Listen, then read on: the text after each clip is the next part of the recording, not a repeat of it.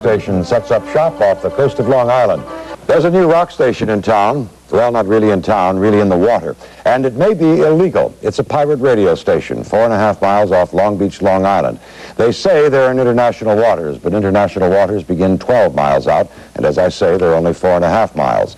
The Buccaneer broadcasters are on an old freighter called Sarah. They call themselves RNI, Radio New York International, 103.1 FM, 1620 AM, on the air tonight after 7 p.m. If they're illegal, though, the Coast Guard and the FCC might just pull down their Jolly Roger, and rather quickly at that. RNI for Radio New York International. The station has been broadcasting for the past 2 days from a freighter several miles off Long Beach, Long Island. But the FCC says RNI is unlicensed and has pulled the plug. RNI says it's in international waters and doesn't need a license. A station spokesman vows to return to the airwaves with a format described as free-form rock with open commentary. Said they are anchored 4.5 miles off the coast, outside the 3-mile territorial limit of the United States, where they say the FCC has no jurisdiction. RNI says they are on the air as a kind of protest against what they call the staleness of the New York City broadcast media. Has been rocking and rolling off the coast of Long Island, is in some pretty big trouble with the Federal Communications Commission tonight. A pirate radio station is being operated from that 200-foot fishing vessel. And as Eric Shawn reports, the FCC wants that sea-bound radio station sunk. To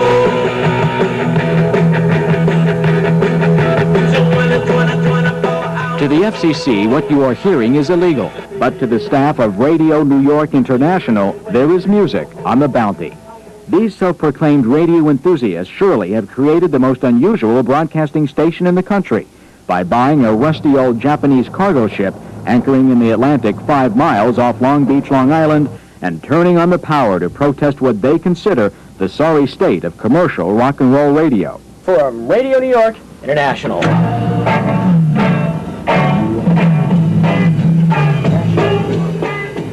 This is the kind of programming they've played on the air. Those here claim about 20 believers raised $200,000 for the ship and equipment, converting the refrigerated cargo hold into a makeshift transmitting room and studio. The result can be heard on 103.1 FM and 1620 AM from 6 p.m. to midnight. After only 2 days of broadcasting, this renegade radio station ran into a legal squall. The FCC, Coast Guard, Customs, and immigration officials boarded this vessel on Saturday and issued a warning for operating an unlicensed radio station.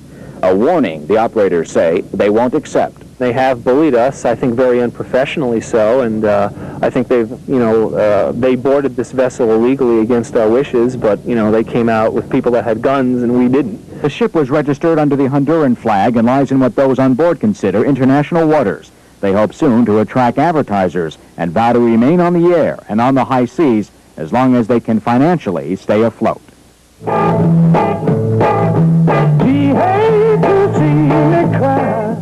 I'm Eric Shawn, off the Atlantic coast. A freighter in the Atlantic. But News 9's Kelly Wright reports the crew is determined to keep on beaming out songs from their seagoing studio. From the radio ship Sarah, RNI is Radio New York International. This radio station is not just riding the airwaves, it is also riding the waves of the Atlantic. The ship, which was purchased by the group, was christened Sarah, in honor of songs written by Bob Dylan and Fleetwood Mac. Well, I think it's pretty good. They play a lot of really good rock and roll. Radio New York International, or RNI, began broadcasting free-form rock and roll from this Honduran vessel anchored 4.5 miles off of Jones Beach. That despite a warning from the FCC to stop operating without a license. Well, we're out of the FCC's jurisdiction. The station is in international waters, and it is not subject to FCC jurisdiction. The ship is under foreign registry, and everything about the operation is 100% legal. But the FCC is still trying to determine if the station has done anything illegal. Meanwhile, RNI continues to broadcast as a renegade station from the high seas at 1620 AM and 103.1 FM on the radio.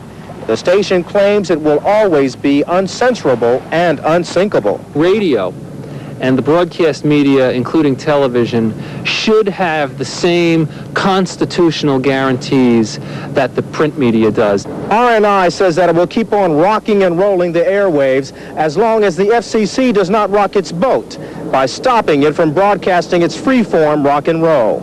Kelly Wright, News 9, aboard the radio ship Sarah. And the station operators hope to begin round-the-clock commercial broadcasting by the end of August. Sarah? Behind the mics on a rusty old freighter say they're doing it for freedom. Pablo Guzman visited that pirate ship today. In the waters off Long Beach, Long Island, lurks what the government calls an outlaw ship, broadcasting mostly rock and roll since Thursday evening. After a search, we could pick up a signal. It is at RNI. Many of us have lived in a smaller city. Alleged pirate radio RNI, but where in these international waters were they? We're with Channel 5 News. Do you know where these kids are operating? The Coast Guard didn't know or wouldn't tell us, but our search continued. Channel 5 News has spared no expense in tracking down these pirates. We've added this vessel to our investigative fleet. It's a duplicate of the one used on Miami Vice. With us is our Captain Fred Shaw. Fred, these pirates say that they're outside the 3-mile limit. What does that mean? When they're off the 3-mile limit, they're in international waters. There you have it. That means that we're going after international radio pirates. We finally found them flying not the Jolly Roger, but the flag of Honduras, 4.5 miles from land. But our speedboat lacked size for a boarding, so we brought out the mothership, Captain Lou's 6th. Mark Danon and his hardy crew got us on board Radio New York International, RNI, and we got the station engineer to talk. Why are you doing this? Well, we're a group of people that believe in free radio, and we got together and anchored a ship out in international waters, and we're broadcasting alternative free-form radio, seeing that we feel that radio on shore has been recently come under fire and has been censored a bit. How big would you like to get? Worldwide. The alleged pirates are hoping to keep their station afloat long enough to attract the listeners that will attract the advertisers that will bring in the dollars to keep WRNI on the air. Off Long Beach, I'm Pablo Guzman, Fox News, Channel 5. It's pirated the airwaves off Long Island. It is called RNI, Radio New York International. It's a radio station operating illegally out of a freighter about 5 miles off Long Beach. RNI plays rock and roll, and it plans to broadcast round the clock just as soon as it gets some advertisers. The Federal Communications Commission, the FCC, has ordered RNI to stop broadcasting, but the renegade rock station says it's in international waters outside the 3-mile legal limit. Stay tuned. 4 miles off the coast of Long Beach, Long Island. Tonight, David Navarro went aboard for a first-hand look.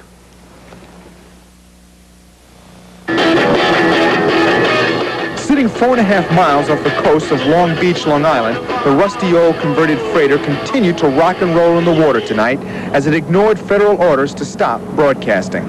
All right, that's the Ramones here at RNI, Radio New York International. I'm Ivan Jeffries. The ship is called Sarah, and it's named after songs by Bob Dylan and Fleetwood Mac. And it's also the home of pirate radio station Radio New York International, currently located at 1620 on the AM dial and 103.1 on the FM band. You know, just a whole bunch of people that really just love radios in art form and pooled all their resources, got the ship, and put it on the air. But as far as the FCC is concerned, the station is breaking the law by not operating with a license and are now vigorously pursuing various legal actions to sink the station before it gets started. On Saturday, the ship was visited by Customs Service officers and FCC agents. The FCC started bullying us and threatening to bring the military out and all this if we didn't cease operation.